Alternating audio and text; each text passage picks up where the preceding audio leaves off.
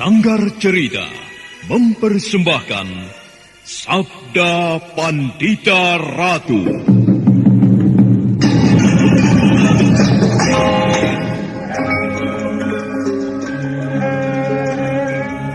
Jawablah, Ken Umang. Benarkah kau berada di belakang peristiwa ini? Tidak, Tuanku. Hamba tidak berada di belakang peristiwa yang baru saja terjadi. Kau tidak berbohong, Ken Umang? Baginda Tuanku tidak percaya kepada hamba. Jawab pertanyaanku. Kau tidak berada di belakang peristiwa ini? Tidak. Umang, aku minta jawab dengan kejujuranmu. Janganlah kau menimpakan sebuah kesulitan kepadaku. Jika sampai terjadi sesuatu pada Pangeran Pati, maka semua orang di Singasari akan menuduhku. Akulah sebenarnya yang melenyapkan Anusapati. Ayo, jawablah, Ken Umang. Baginda, hamba tidak mau Baginda bersikap kasar seperti itu kepada hamba. Hamba sudah menjawab bahwa hamba tidak berada di belakang peristiwa itu. Hamba mengatakan sebenarnya, hamba memang berkepentingan dengan lenyapnya Anusapati itu, karena ia akan menjadi duri di dalam daging hamba.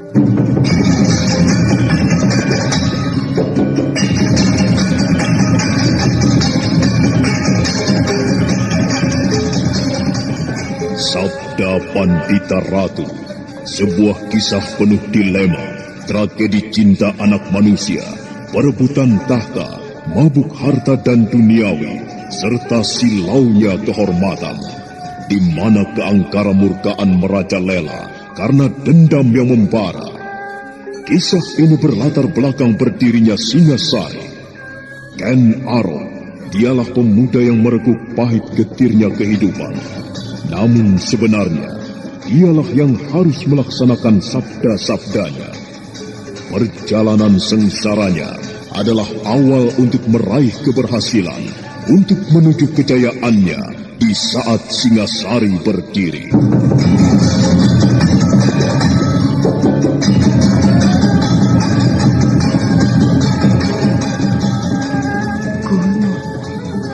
Gunung tidur akan meletus.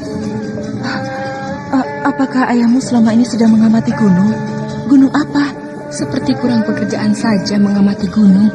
Jika yang diamati adalah gunung yang akan meletus, siapapun mempunyai kepedulian besar terhadap peristiwa itu, Adi Tawang Alun, karena membahayakan jiwa orang banyak. Rasanya tidak. Dan aku kira bukan itu yang dimaksud oleh ayah. Tentu bukan gunung yang sebenarnya.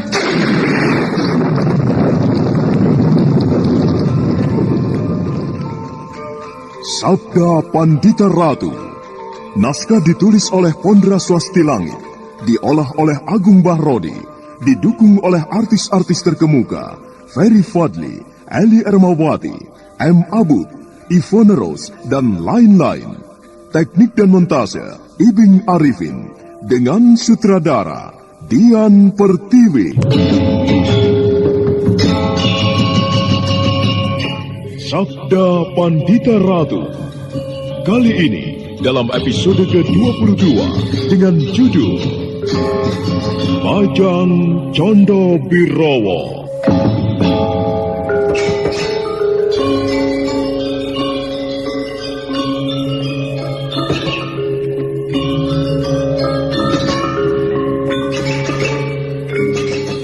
Dalam seri ke-635 ini dengan para pemain Nanang sebagai Diposari, Billy Burhan sebagai Pananggar, M. Abud sebagai Ken Arok, Eli Ermawati sebagai Ken Dedes, Herman sebagai Kebo Ijo, Rusli sebagai Paracik Gading, Hari Akik sebagai Tunggul Amatung, Aris sebagai Empu Gandring, dan Asdi Suhastra, pengantar cerita. Brahmanaloh gawe minta diri kepada Senopati Diposari dan Senopati Pananggar untuk menuju ke Padang Karautan, melihat apa yang dilakukan oleh bekas anak asuhnya Ken Arok.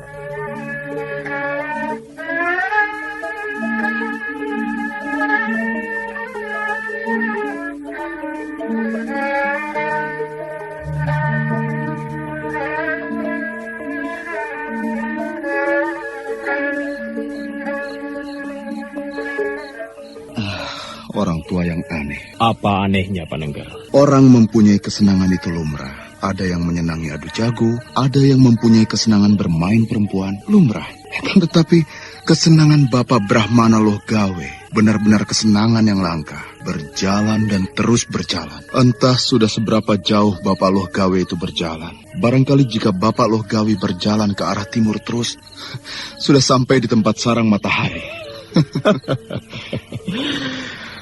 Aku tiba-tiba ingat pada sebuah dongeng. Dongeng apa, Kakang Diposari? Ada orang yang punya kesenangan berjalan dan berjalan. Setiap saat, ia terus berjalan hingga suatu hari, ia jatuh sakit. Artinya, ia harus beristirahat. Ia harus berbaring, namun kakinya terus bergerak.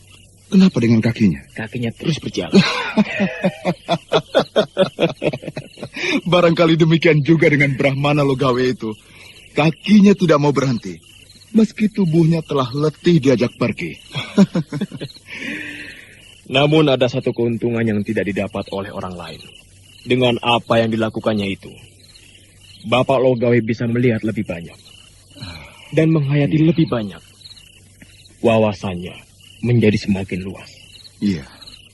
Apa yang diketahuinya juga semakin luas.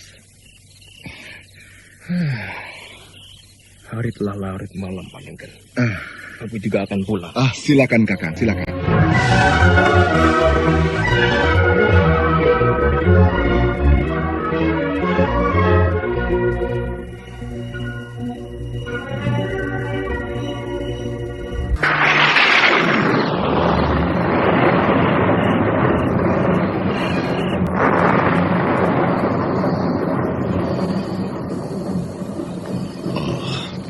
Padang Karautan. Kau ingat dengan tempat ini, para Jigading? Hamba tuanku, hamba tidak akan lupa. Apa yang kau katakan? Kau tidak akan lupa itu, para Jigading. Tuanku telah mengetahuinya. Di tempat ini aku dulu hampir membunuhmu. Kau dengan gerombolan perampokmu menyandera gadis keponakanmu sendiri. Satu persatu gerombolan perampok itu aku bantai. Hanya kau dan murid keponakanmu yang bernama Hesti Rajasa itu yang aku maafkan. Itu pun karena Kameswara memintakan ampun untukmu. Kau tahu bagaimana dengan bangkai-bangkai para perampok yang lain itu, para Jigading? Hamba tidak tahu, tuanku. Kalau kau siangi lebatnya ilalang itu, barangkali kau akan menemukan tulang belulangnya. Itu pun kalau masih ada. Sebab serigala mungkin berebut dulu dengan pelapukan dan pembusukan yang terjadi pada bangkai-bangkai mereka. Nah, itu suara yang paling akrab yang aku senangi. Aku akan menjawab salam hangat itu.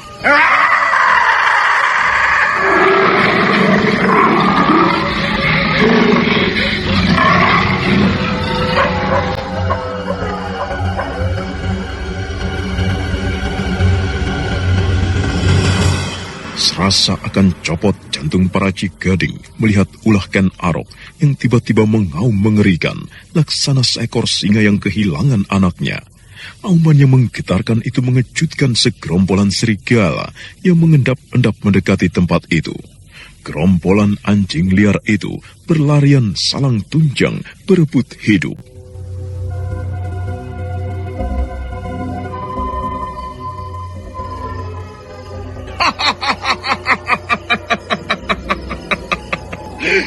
Wahai Padang Karautan, kampung halamanku, tanah kelahiranku. Ini aku yang lahir dari saripati bumimu. Aku telah kembali. Aku telah pulang. Aku telah pulang.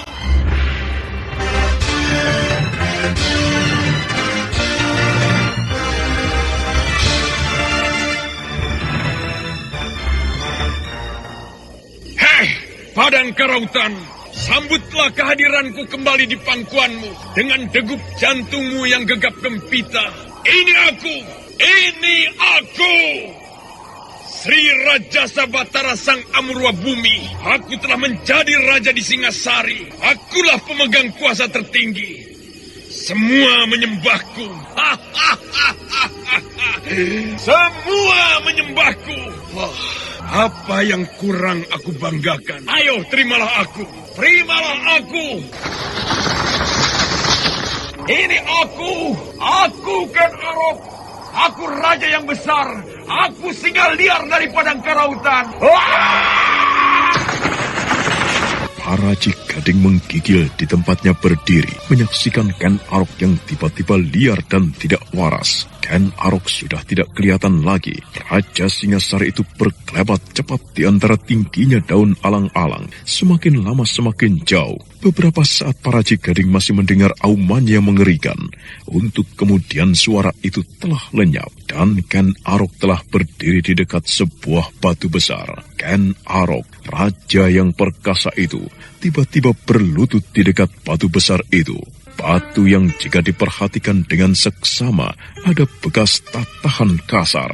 Ibu, aku telah kembali, Ibu. Ini aku anakmu, Ken Arok. Aku telah kembali. Aku telah kembali, Ibu. Aku bawakan kebanggaan yang tiada terkira untukmu. Aku sekarang telah menjadi seorang raja. Aku raja. Anakmu menjadi raja. Ayo, Ibu. Kalau kau dengar kata-kataku, bangkitlah, temuilah anakmu, peluklah aku, peluklah seperti yang masih aku ingat menjelang kematianmu. Peluklah aku, Ibu. Bangunlah, Ibu. Aku bawakan kebanggaan itu, Ibu. Aku telah menjadi raja. Aku sekarang menjadi raja. Bangkitlah, Ibu. Peluklah aku. Aku haus. Aku haus, Ibu. Ayo susuilah aku. Peluklah aku. Itulah gambaran masa silamnya. Seorang Ken Arok yang kehilangan kasih sayang.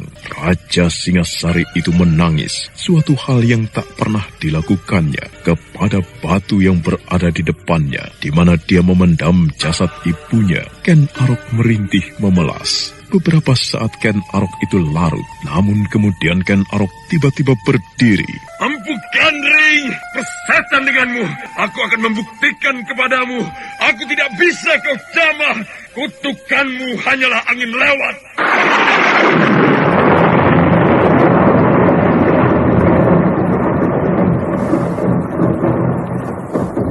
Ken Arok segera mengheningkan cipta, memusatkan segenap perhatian nalar dan budinya, merambah ke tataran yang kasat mata untuk menggapai keheningan tapa brata. Namun belum terlampau lama Ken Arok melakukan itu di depan bongkahan batu yang menandai pusara ibunya. Hati Ken Arok seperti terusik oleh hadirnya sebuah suara. Gandring Supatamu, kaworan lelagon panelongso, katigas juriko, kenarok mudal trito, lungguh ing tangise warondo, dedes. Ojo kowe nembang nelongso, tembangmu tembang megatru, kanggo tunggul ametung sang pepaten, kebo ijo lan anusopati, sing jeneng Sraka, ana ngendi-endi. Gandring Supatamu, panutuhmu mung dadi angin, dadi uwuh utawa awu, utawa dadi geni, kang adol panas ing sakparan-paran. Gandring Supatamu, agawe goreh lan rongeh.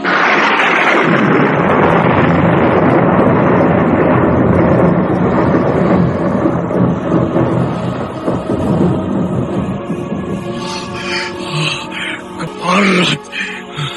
Mengapa suara itu muncul lagi? Mengapa suara itu selalu menghantuiku? Pikiranku sudah tidak waras. Aku tidak boleh mempedulikannya. Persetan.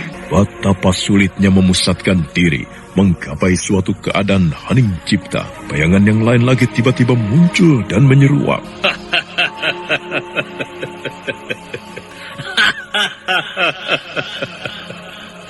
Apa yang akan kau lakukan itu, Ken Arok?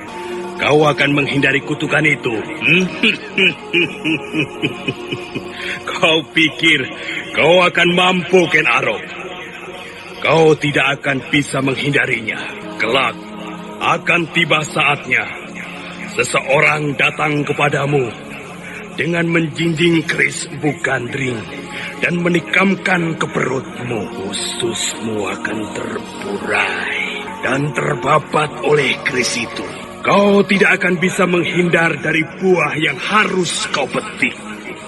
Karena kau telah menanam pohonnya, Ken Arok. Persetan denganmu, kebo ijo. Enyah kau! Aku tidak bisa membiarkan kau bebas dariku, Ken Arok. Aku akan selalu membayangimu kemanapun kau berada.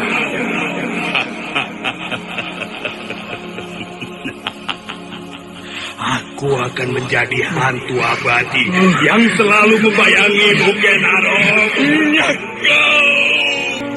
Nyakau kebo hijau. Ken Arok seperti berperang melawan dirinya sendiri. Kebo ijo yang diumpatnya sepertinya tidak ada. Suara hati kebo ijo itu bagaikan bersemayam di sudut hatinya sendiri. Ken Arok semakin menjadi dalam memusatkan diri, sementara keringat mengembun di keningnya. Sementara itu, di langit mendung tebal, beberapa kali langit pijar oleh halilintar yang menyentak menggelegar. Para Gading yang ditinggalkan begitu saja oleh Ken Arok bingung, tidak tahu harus berbuat apa.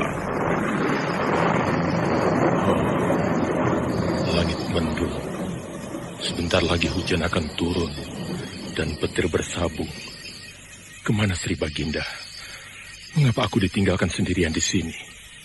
Para Gading kebingungan. Suasana yang gelap gulita membuat para Gading tidak mampu melihat dengan jelas.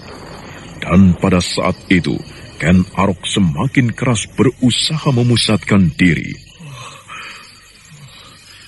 Aku tidak boleh mempedulikan apapun. Aku tidak peduli.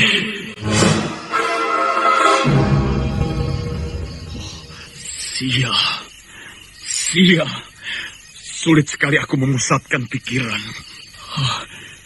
Ayo Ken Arok, kau pasti bisa melakukan. Abaikan Kebo Ijo. Ia sudah tidak ada di dunia ini.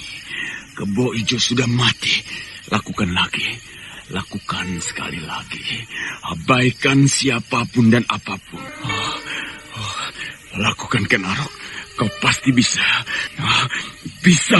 Ayo. Ken Arok mencoba untuk memusatkan segenap perhatiannya pada pemusatan nalar dan budinya. Namun keruh pada mata hatinya tidak mendukung apa yang diinginkannya. Apa kabar Bapak Empu Gandring? Kabarku baik, anak Mas Tunggul Ametung.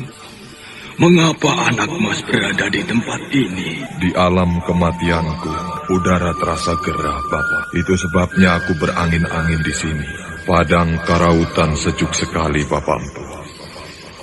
Bapak sendiri, apa yang Bapak lakukan di sini? Aku datang ke tempat ini untuk menyaksikan apa yang sedang dilakukan orang sombong yang bernama Ken Arok itu. Lihatlah anak Mas aku Tunggul Ametung. Apa yang dilakukan orang itu? Ia sedang berusaha melepaskan diri dari bayang-bayang kita, Bapak. Ia pikir ia akan mampu melakukan itu. Anak Mas Tunggul Ametung benar. Ia sedang berusaha melepaskan diri dari bayang-bayang kutukan yang telah aku jatuhkan. Ia pikir bisa. Ken Arok tidak akan bisa melakukannya, anak Mas. Rasanya menyenangkan sekali. Membayangkan saat kutukan itu tiba dan menimpanya. Akan ada orang yang membalaskan dendam kematian kita. Orang itu akan datang kepadanya dengan menjinjing keris dahsyat buatanku itu dan brodol ususnya. Iya! Diam kalian semuanya!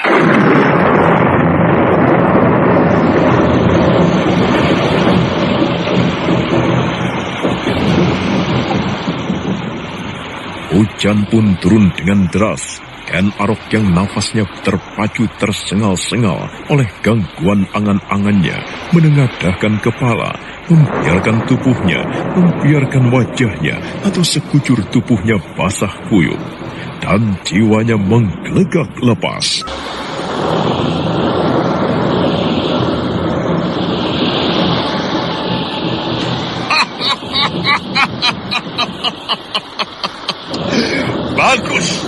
Bagus. Turunlah yang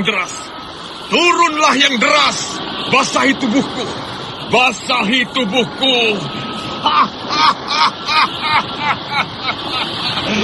Mandikan aku sepuasmu. Hayo Dewa Angin, Dewa Hujan dan Dewa Petir.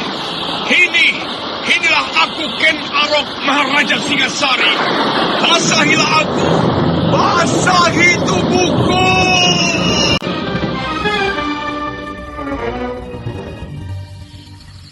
Mengapa kau masih tetap berada di situ, Paraji Gading? Hamba tuanku. Hamba menunggu tuanku. Mengapa kau tidak pergi saja? Ampun tuanku, pertanyaan tuanku aneh. Bukankah kau bisa pergi? Bukankah kau tidak senang dengan tempat ini? Tempat ini hanya ilalang yang kalau diguyur hujan tidak menyediakan tempat bagi kita untuk berteduh. Tempat ini dihuni banyak sekali ular. Paraji Gading. Hamba tuanku. Jangan diam di situ. Jawablah mengapa kau masih berada di situ. Hamba tuanku, Sri Baginda telah mengajak hamba jauh-jauh dari Singasari hingga ke tempat ini. Pertanyaan itu membuat hamba bingung.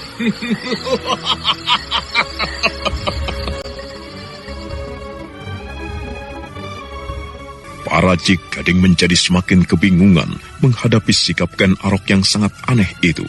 Paraji Gading justru terdiam.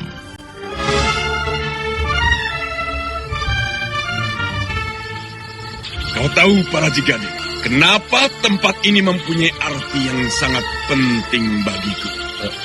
Hamba tidak mengerti tuanku. Padang Ilalang inilah kampung halamanku. Tempat inilah tempat yang paling bersahabat dan akrab denganku. Jauh sebelum kau dan kawan-kawanmu dulu tinggal di Padang Karautan ini, aku telah menempatinya mulai dari masa kanak-kanak. Lihatlah, ilalang itu, ilalang yang tinggi melebihi tingginya orang, merupakan tempat perlindungan yang paling aman. Ken Arok kecil yang suka merampok dan mencuri itu sering tertawa geli jika segerombolan orang memburunya dan kemudian mereka kebingungan jika telah masuk ke dalam padang ilalang.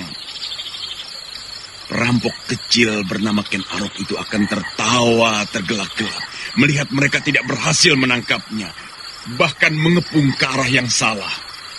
Perampok kecil bernama Ken Arok itu akan senang melihat orang-orang itu kemudian berlarian berhamburan karena ketakutan melihat ular yang tidak terhitung jumlahnya.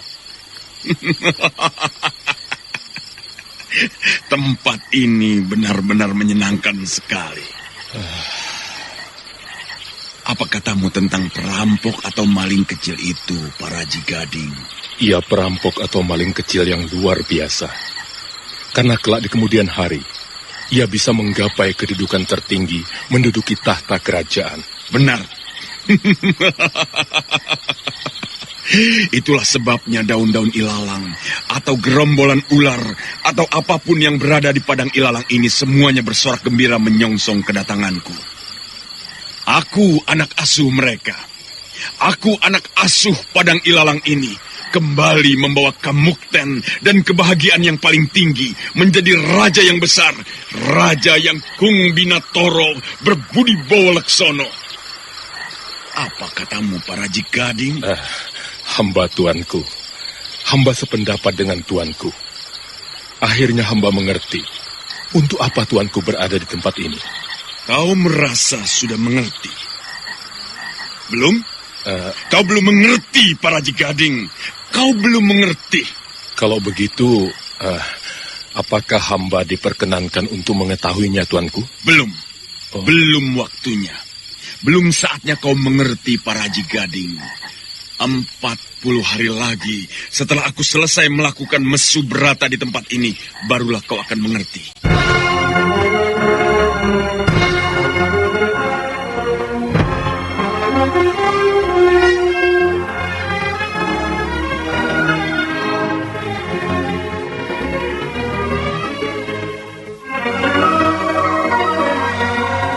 Sang waktu terus merangkak, merambat, menapaki garis kodratnya, menuju ke depan dan semakin ke depan. Tak pernah berhenti, tak pernah kembali ke masa yang sudah lewat. Di timur, semburat merah, matahari yang dikendalikan oleh Batara Surya akan segera merekah. Ken Arok memandangi semburat bias sinar matahari itu dengan seksama. Mendung yang sebelumnya mengguyur menumpahkan hujan deras telah pergi entah kemana. Tiba-tiba Ken Arok berdiri tanpa berbicara. Ken Arok melangkah dan melampaikan tangannya kepada Paraji Gading. Paraji Gading segera berdiri dan mengikuti langkah Ken Arok. Ternyata Ken Arok menuju ke tempat yang ditandai oleh bongkahan batu yang ditatah dengan kasar. Paraji Gading, Hamba tuanku. Aku akan melakukan tapa berata di tempat ini bersamaan dengan saat matahari terbit. Hingga 40 hari lamanya aku tugasi kau untuk menjagaku. Hamba tuanku. Jika kau merasa lapar dan haus, di sebelah barat sana ada perkampungan. Kau bisa mendapatkan makanan dan minuman yang kau butuhkan itu. Tapi ingat, kau harus mendapatkannya dengan cara yang baik. Kau tidak boleh melukai hati rakyatku. Mengerti? Hamba tuanku, hamba mengerti.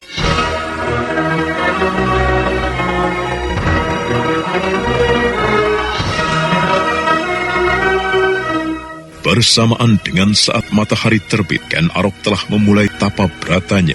Raja yang pernah mendapat julukan sebagai singa liar dari padang karautan itu duduk bersila di dekat batu. Tangannya bersedekap dan wajahnya mengarah ke matahari terbit. Mata Ken Arok terpejam.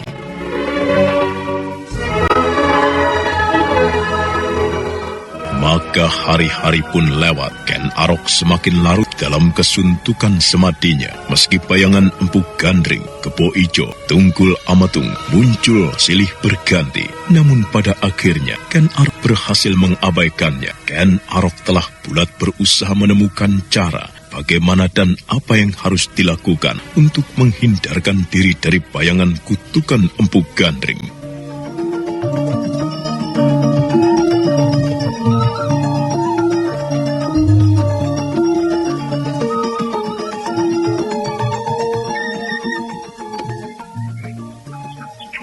Wah, sepagi ini kau sudah berada di sini. Oh iya, aku bermaksud menceritakan sesuatu. Hah?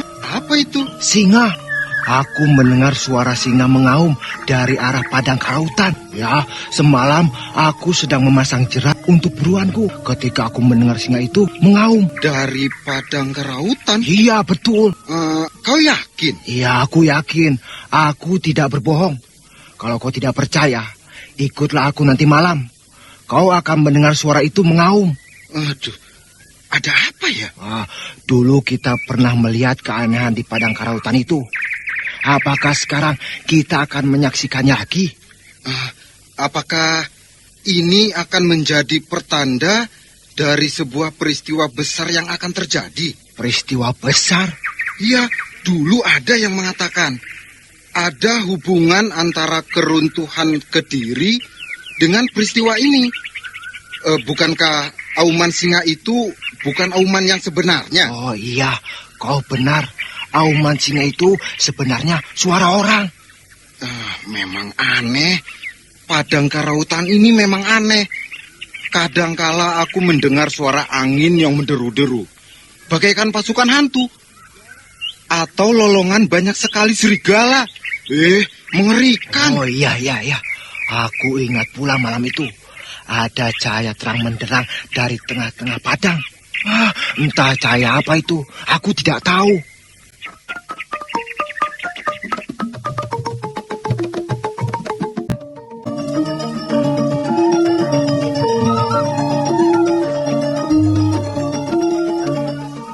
Berita tentang munculnya auman singa di padang ilalang yang sangat luas, yang hanya ditumbuhi rumput yang tinggi itu, telah menyebar kemana-mana dan menjadi pembicaraan di antara para penduduk. Semua orang yang membicarakannya menjadi tegang, berdebar-debar, dan pada umumnya mereka percaya sebuah keajaiban akan terjadi di padang itu, seolah merupakan ulangan dari apa yang pernah terjadi.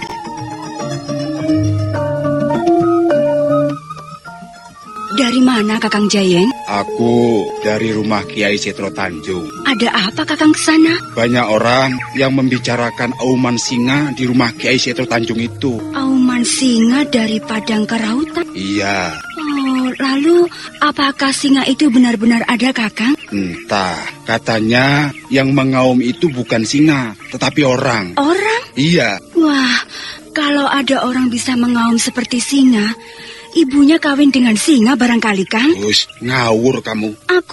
Kakang. Kenapa? Aku ingin melihat, Kakang. Wong edan. Ngawur wae kowe. Kamu ingin melihat yang mengaum di padang karautan itu? Yang laki-laki saja tidak ada yang berani melakukan. Loh, kok kamu perempuan neko-neko? Tetapi, Kang, yang ingin melihat itu bukan aku. Loh, apa maksudmu? Tadi kamu mengatakan ingin melihat. Sekarang kamu mengatakan yang ingin melihat bukan kau. Piye ini? Yang ingin melihat itu anak kita, Kang. Hah? Boleh ya, Kang, ya? Kose, jadi kamu hamil toh? Iya, Kang. Walah, jadi kamu hamil toh? Oh, Gusti, Pangeran, matur nuwun Gusti.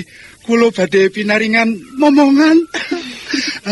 Aku akan punya anak, aku akan dipanggil Bapak. 5 tahun kita menunggu, Nyai. Iya, Kang. Akhirnya kamu hamil juga. Ternyata aku tidak gabuk. Ternyata kamu hamil. Aku bahagia, Nyai. Sangat bahagia. Jadi boleh ya, Kang ya? Hah? Yang ingin melihat singa itu dan ingin mengelus-ngelus kepalanya bukan aku, Kang. Akan tetapi anakmu yang masih berada di dalam perut ini. Aku sedang ngidam, Kang. Yo, ngidam wae kok aneh banget toh. Ngidam kok ngelus-ngelus endas singa, mengelus-ngelus kepala singa. Kamu sadar itu? Katanya bukan singa, Kang. Weh, kamu ini kalau punya keinginan itu mbok jangan neko-neko, Nyai. Ngidam ya ngidam, tapi jangan yang tidak masuk akal seperti itu. Mintalah yang lain, Nyai, yang aku bisa memberikannya. Melawang inginnya itu kok, Kang. Boleh ya, Kang ya? Ayo antar aku ke tengah padang ilalang itu, Kang. Walah, Gusti, kamu ini waras apa tidak sih? Aku waras, Kang. Tetapi aku nyidam. Di dalam padang ilalang sana itu banyak sekali ularnya. Kalau digigit, kamu bisa mati. Kalau ular itu berani mendekat, gebuk nanti. Kamu hamil. Kamu menyenangkan aku, Nyai. Karena aku akan punya anak. Kamu ngidam. Kewajiban suaminya untuk memenuhi keinginanmu itu. Tetapi keinginanmu itu tidak masuk akal. Ngelus-ngelus endas singo, diuntal. Kalau berani mengelus-ngelus kepala singa, kamu akan dimakan. Malah dalah. Malah menangis. Nyai Jayeng yang hamil muda dan sedang ngidam yang aneh itu menangis terseduh-seduh, sedangkan suaminya bingung tidak karuan. Nah, apa yang akan dilakukan para Cigading? Bagaimana pula dengan Ken Arok? Serta apa yang akan terjadi di padang karautan itu? Saudara pendengar, untuk mengetahui jawabannya, ikutilah kelanjutan kisah ini dalam seri berikutnya. Sampai jumpa.